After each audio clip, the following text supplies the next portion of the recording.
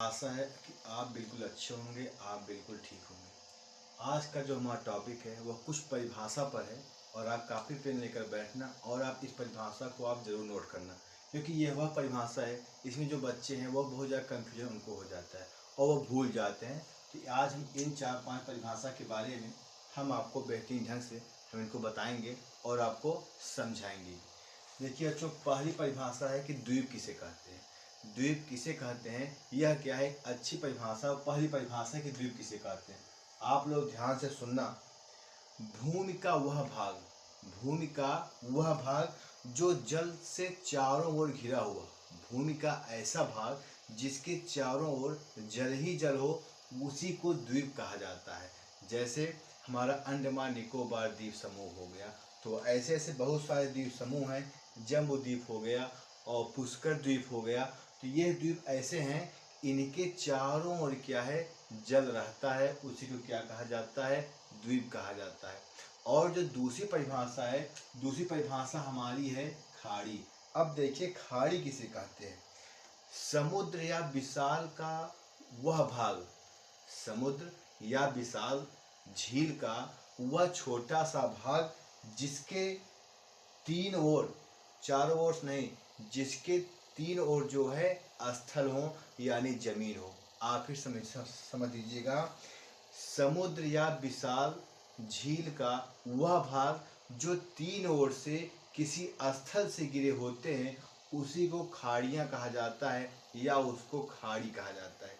समझ गए मेरी बात को। अर्थात समुद्र का ऐसा भाग हो और उसके चारों ओर नहीं, उसके तीन ओर जो है क्या है, जमीन हो, स्थल हो, उसे क्या बोला जाता है, खाड़ी। जैसे जो हमारा हो जाएगा यहाँ पे बंगाल की खाड़ी हो गया है ना। ऐसी बहुत सारी खाड़ियाँ हैं विश्व में।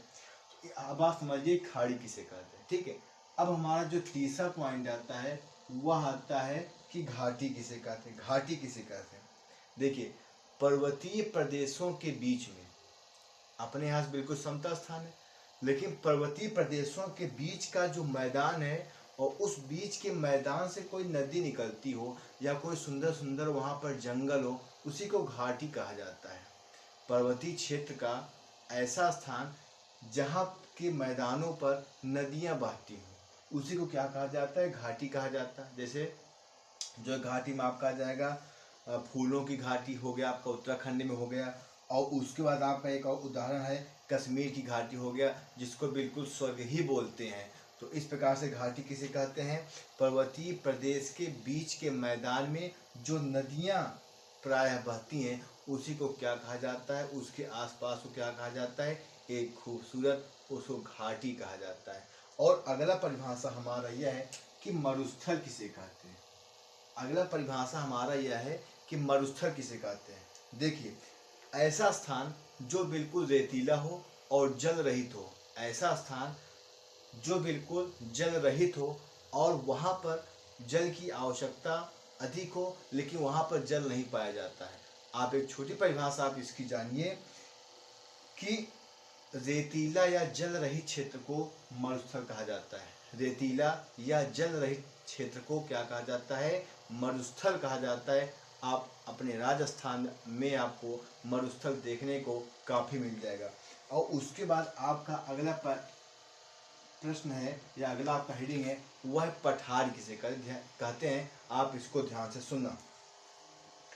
दूर तक फैली हुई, पास में नहीं, दूर तक फैली हुई किसी समतल या जमीन से उठे हुए ऊंची जमीन को जो है क्या कहा जाता है, पठार कहा जाता है। जो पठार होता है यह जमीन से थोड़ा ऊंचा होता है, थोड़ा ऊंचाई पर स्थित होता है और यह थोड़ा बहुत दूर तक समतल भाग में होता है। यह जो पठार होता है समतल होता है या और जमीन से कुछ थोड़ा उठा हुआ भाग होता है। इसकी परिभाषा यह बनती है कि दूर तक फैली हुई समतल, दूर तक फैली हुई समतल या ऊंची जमीन को क्या है, पठार कहते हैं। दूर तक फैली हुई समतल या ऊंची जमीन को क्या कहा जाता है, पठार कहा जाता है। और आपका जो लास्ट हेडिंग है, जो आपका लास्ट प्रश्न बनेगा, वह होता है कि मरु उद्यान किसे कहते हैं। मरु उद्यान किसे कहते हैं, आप इसको जान लेना। यह मरुस्थल से बिल्कुल रिलेटेड शब्द है, मरु उद्यान। देखिए मरुस्थल के बीच में, मरुस्थल के बीच में जहाँ बिल्कुल पानी ना हो, मरुस्थल के बीच में जहाँ जहाँ पानी पाया जाता है, तो जहाँ पर पानी पाया जाता है वहाँ पर मनुष्य व जितने भी जीव हैं, ठीक है ना, वहाँ पर उनका आवास बन जाता है। पेड़ पौधे हरे हो जाते हैं, ठीक है ना, पेड़ पौधे हरे हो जाते हैं, वहाँ पर जंगल बन जाता है, तो हरे भरे पेड़ आपको क्या है दिखाई पड़ते हैं। इसी को मरु उद्यान कहा जाता है, अर्थात मरुस्थल के बीच में, जल विहीन में, जहाँ पर आपको कहीं कहीं थोड़ा बहुत जल दिखाई देता है, वहाँ पर पेड़ पौधे उगाते हैं, उसी को क्या कहा जाता है, मरु उद्यान कहा जाता है। आपको यह क्लास कैसे लगा? अगर आपको यह क्लास अच्छा लगा हो आप इसको लाइक कीजिएगा, और अगर आप नए हैं हमारे चैनल पर तब आप वीर मिश्रा हिंदी एजुकेशन चैनल को आप बिल्कुल इसको सब्सक्राइब करिए, और आप इसको अपने दोस्तों को भी आप शेयर करें ताकि वो भी इसको अच्छे से पढ़ लें और समझ लें और भूले भी नहीं। धन्यवाद।